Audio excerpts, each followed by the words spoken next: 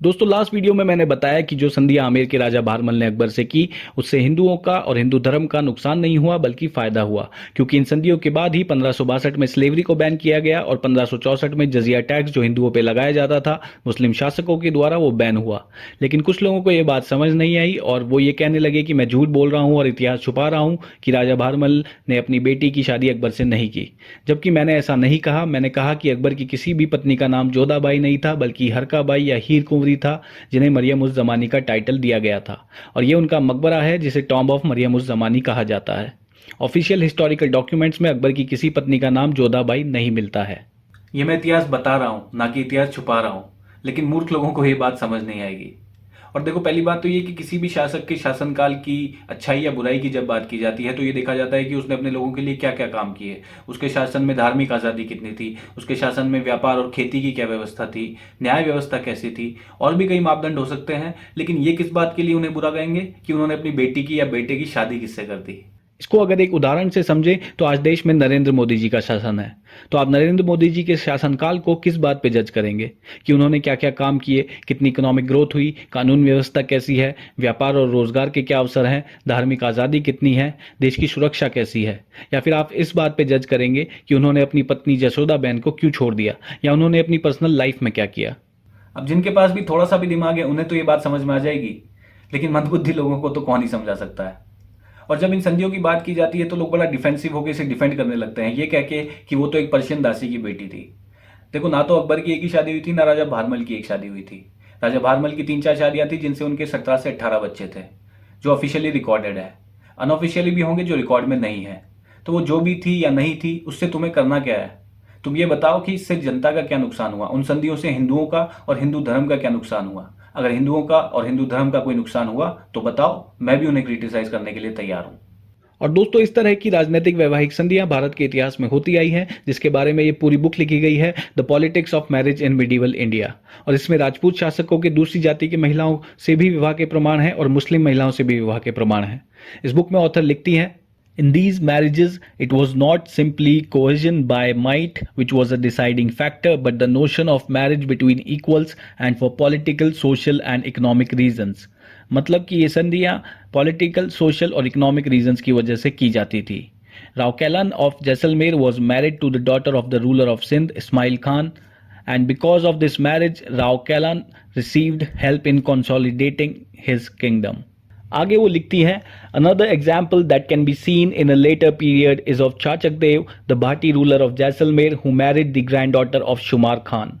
Traditional annals tells us that the heroes Jakhad and Mukhd were Bhati Rajputs, while their mother Pusandi was the daughter of a Muslim Baloch chief called Kangra. Another instance of Rajput men marrying Muslim women was that of Kalan and Zubeda, a powerful Bhati Rajput ruler of Pugal who invaded Dera Ghazi Khan and inflicted defeat on the Baloches. As part of the peace settlement, Zubeda, the daughter of the Baloch chief Jam Ismail Khan, was married to the Bhati Rao. Later on, Rajput men kept Muslim women as Paswan but did not marry them. मतलब कि जैसलमेर के राव कैलान सिंह का विवाह सिंध के इस्माइल खान की बेटी से हुआ, रावल चाचक देव सिंह का विवाह शुमार खान की पोती से हुआ, पुगल के भाटी राजपूत राजा राव कैलान का विवाह बलोचिस्तान के बलोच चीफ जम इस्माइल खान की बेटी से हुआ। और इसी बुक में वो लिखती है, by the time we come to the 18th century there is reference to a Rajput jagirdar Khushan Singh Nirwan who married a Jat woman. This was reported by the panch Thakurs to the state. The state held that their marriage was in contravention of the marriage custom and on this ground his Jagir was confiscated. मतलब एक राजपूत जागीरदार ने एक जाट महिला से विवाह किया तो उस समय के कानून के अनुसार उनकी जागीर छीन ली गई। एक और एग्जाम्पल देख लेते हैं। ये गुजरी महल है जो कि मध्य प्रदेश के ग्वालियर में स्थित है, जो कि राजपूत राजा मान सिंह तोमर ने बनवाया था। और ये मैं नहीं कह रहा हूं बल्कि मध्य प्रदेश गवर्नमेंट की आर्कियोलॉजिकल डिपार्टमेंट की वेबसाइट पे लिखा है। इस पे लिखा है, The palace was built by King Man Singh for his beloved Queen Mrignani, who was born in a Gujar family. इस वेबसाइट का लिंक है www.archaeology.mp.gov.in। मेरी बात पे जिसको भरोसा ना हो वेबसाइट पे जाके पढ़ ले, और अगर सरकारी वेबसाइट पे भी भरोसा ना हो तो ग्वालियर जाके खुद देखा है। और ऐसे विवाह नॉर्थ में ही नहीं बल्कि साउथ में भी हुए। फॉर एग्जाम्पल, मराठा शासक मुकुंदराव की सिस्टर का विवाह आदिल शाही डायनेस्टी के यूसुफ आदिल शाह से हुआ, जो बीजापुर सल्तनत के सुल्तान थे। और जैसा कि मैंने पिछले वीडियो में भी कहा कि विवाह की बात छोड़ो, जब हर जाति के लोग कन्वर्ट होकर मुस्लिम बन गए तो वैवाहिक संधि के नाम पे राजपूत इतिहास को क्यों गाली देना। लेकिन मूर्ख लोगों को ये बात समझ नहीं आती, इसलिए मुझे एग्जाम्पल देके समझाना पड़ रहा है। तो अब क्या इन ऐतिहासिक तथ्यों को हथियार बना के हम किसी जाति को नीचा दिखाने का काम करें और आपस में लड़ते रहें, या फिर इतिहास की सच्चाई को समझ के हम आगे बढ़ें? तो इस तरह के विवाह और इस तरह की वैवाहिक संधियां इतिहास में होती रही समय के अनुसार, लेकिन आज़ादी के बाद जब हमारे देश की एक नेशनलिस्टिक आइडेंटिटी का निर्माण किया जा रहा था, तो जयपुर राज परिवार के इतिहास को उठा के, हिस्ट्री को मैनिपुलेट करके एक नैरेटिव बना दिया गया कि उन्होंने अकबर से संधि की और महाराणा प्रताप के खिलाफ युद्ध किया, इसलिए वो गद्दार थे। और आज उसी नैरेटिव का इस्तेमाल करके इतिहास को नीचा दिखा के एक कम्युनिटी को पॉलिटिकली और सोशली मार्जिनलाइज करने का प्रयास किया जा रहा है। अगर उन्होंने देश से या धर्म से गद्दारी की होती तो मैं भी उन्हें क्रिटिसाइज करता, लेकिन उस समय उनका देश, उनका राज्य आमेर था और धर्म के लिए भी उन्होंने कुछ बुरा नहीं किया, बल्कि हिंदू धर्म के लिए उन्होंने बहुत से अच्छे काम किए। और इतिहास से जुड़े किसी व्यक्ति को जब हम बुरा कहते हैं या उसे जज करते हैं तो उसके कुछ कारण होते हैं। जैसे हम मुस्लिम शासक जो भारत में आए उन्हें बुरा कहते हैं क्योंकि उन्होंने दूसरे धर्म के साथ भेदभाव किया, जजिया लगाया, मंदिर तोड़े, लूट मचाई, इसलिए उन्हें बुरा कहते हैं। अंग्रेजों को बुरा कहते हैं क्योंकि अंग्रेजों ने देश के रिसोर्सेज को लूटा, गलत तरह से खेती करके लोगों को बंगाल में भूखमरी से मरवाया, जलियांवाला बाग में निहत्थे लोगों पर गोलियां चलवाई। हिटलर को बुरा कहते हैं क्योंकि उसने नस्ल भेद के आधार पर लाखों यहूदियों को मरवा दिया। तो लोगों के साथ उन्होंने गलत किया, इसलिए उन्हें बुरा कहा जाता है। लेकिन राजपूत राजाओं को, राजपूत इतिहास को किस लिए गाली देंगे कि उन्होंने अपनी बेटी की या बेटे की शादी किससे कर दी? सोचिए कैसी घटिया मानसिकता है।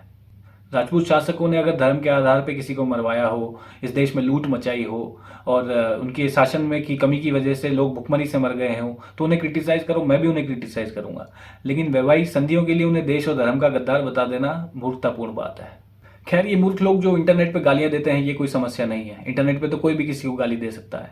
आप नरेंद्र मोदी जी कमेंट सेक्शन में जाके देखेंगे, उन्हें भी लोग गालियां दे रहे हैं। इनका तो काम ही गाली देना है। ये तो खुद बेचारे फ्रस्ट्रेटेड और परेशान लोग हैं, इनकी क्या औकात है। ये लोग प्रॉब्लम नहीं है, बल्कि प्रॉब्लम कुछ और है।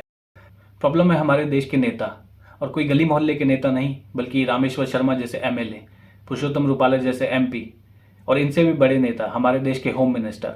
ये वीडियो देखिए। सैकड़ों साल पहले सवाई मानसिंह ने समाधान कर लिया अकबर के साथ। उस शादी को आज भी राजस्थान छोड़िए, गुजरात के गांवों में भी शिकायत नहीं किया। हमारे यहां नहीं बोलते, ₹1.25 नहीं बोलते, हवा रुपया बोलते हैं। बोलना बंद कर दिया और सवाई महल को हवाई महल कर दिया। ये इतिहास ही है और इतिहास इसी तरह से जिंदा रहेगा। पता नहीं हमारे होम मिनिस्टर साहब कौन सा इतिहास पढ़ रहे हैं या सुन रहे हैं, और इन्होंने कौन सा हवाई महल देखा है, क्योंकि हमने तो जयपुर में कोई हवाई महल देखा नहीं। हवा महल जरूर देखा है जिसमें बहुत सारी खिड़कियां हैं, इसलिए उसे हवा महल कहा जाता है। और जिन मान सिंह फर्स्ट की ये बात कर रहे हैं उनके साथ सवाई टाइटल लगता ही नहीं था। सवाई टाइटल जयपुर राज परिवार में सबसे पहला राजा जयसिंह को दिया गया था 1699 में। उसके बाद से सवाई का टाइटल जयपुर राज परिवार ने कंटिन्यू किया, जो आज तक चल रहा है। और जिन मानसिंह जी की ये बात कर रहे हैं उनका स्वर्गवास हो गया था 1614 में, यानी कि सवाई टाइटल से 85 साल पहले। और उनको जो उपाधि दी गई थी वो थी मिर्जा राजा की, तो उनका पूरा नाम था मिर्जा राजा मानसिंह।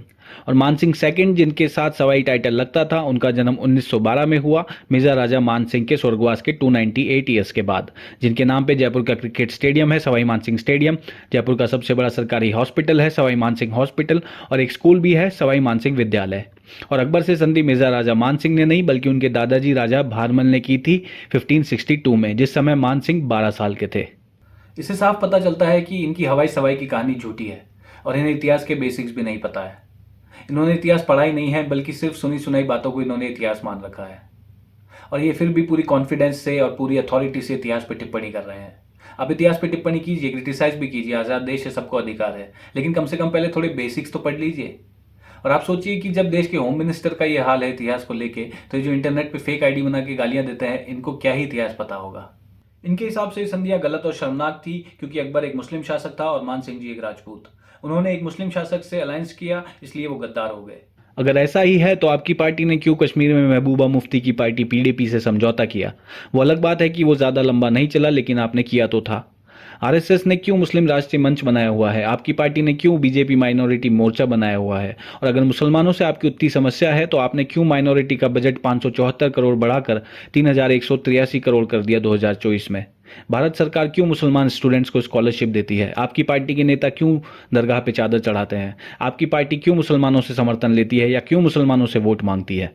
मुझे कोई प्रॉब्लम नहीं है किसी मुस्लिम बच्चे को पढ़ने के लिए स्कॉलरशिप मिले उससे, या कोई भी पार्टी मुस्लिम से समर्थन ले या ना ले, लेकिन इनके हिसाब से मुस्लिम से अलायंस करना गद्दारी है, इसलिए इनके पार्टी के नेता राजा मान सिंह को धर्म का गद्दार बता रहे हैं।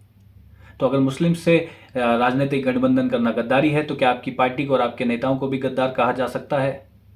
मुसलमानों के पास वोट की ताकत है, इसलिए आप लोग ऐसा करते हैं। तो अगर मुसलमानों से राजनीतिक गठबंधन करना देश और धर्म से गद्दारी है तो आप लोग भी गलत हैं, और अगर ऐसा नहीं है तो राजा भारमल और मान सिंह भी गलत नहीं है। देखो, मुझे किसी भी पार्टी से या किसी भी धर्म के लोगों से या किसी भी जाति के लोगों से कोई प्रॉब्लम नहीं है। मुझे प्रॉब्लम है जो इतिहास को गलत तरीके से प्रचारित किया जाता है उससे। मैं चाहता हूं हमारे लोगों की कम से कम एक सही समझ बने इतिहास के प्रति, और हम खुद कम से कम अपने पूर्वजों के इतिहास को गलत कहना बंद करें। इनकी पार्टी ने राम मंदिर बनवाया क्योंकि डेमोक्रेसी में जनता ने वोट देकर इनको ताकत दी, और जिन मान सिंह जी को ये बुरा बताते हैं उन्होंने इस देश में मुगलों का शासन होते हुए वाराणसी के मान मंदिर घाट बनवाए, वृंदावन में गोविंद देव जी का मंदिर बनवाया, आमेर में शिला माता का मंदिर बनवाया, और बनारस इलाहाबाद में कितने ही मंदिर बनवाए और टूटे हुए मंदिरों को रिपेयर करवाया। और उनके बनाए मंदिर हिंदुस्तान में ही नहीं बल्कि पाकिस्तान में भी मौजूद है, जिसका एग्जाम्पल है पाकिस्तान के इस्लामाबाद के सैदपुर गांव में बना रामकुंड मंदिर। लेकिन आज उन्हें देश धर्म का गद्दार प्रचारित किया जा रहा है।